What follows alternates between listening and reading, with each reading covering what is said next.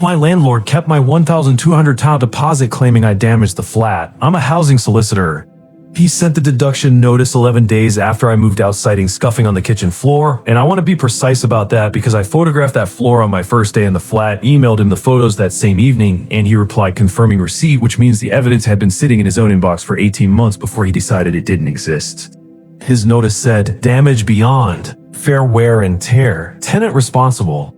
Deposit withheld in full. I drafted the response that evening, not angry, not even particularly elevated, just a letter citing Section 21A of the Housing Act, the Tenancy Deposit Protection Regulations by name, the deposit scheme reference number he was legally required to have registered but hadn't, and the specific penalty for failure to register, which is between 1 and 3 times the deposit amount, at the adjudicator's discretion.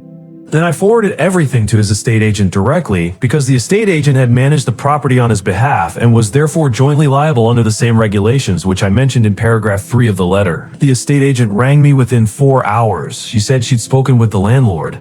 She said the deposit would be returned in full within 5 working days, which it was, plus a goodwill payment of £300 that she described as an acknowledgement of the administrative inconvenience. The landlord emailed me separately at 11 at night to say there had been a miscommunication and he hoped we could put it behind us. I read it once. I didn't reply. There was nothing to add that the £1,500 back in my account hadn't already said. Some people assume you don't know your rights because you've never mentioned them. The most useful thing you can do is let them keep assuming right up until you don't.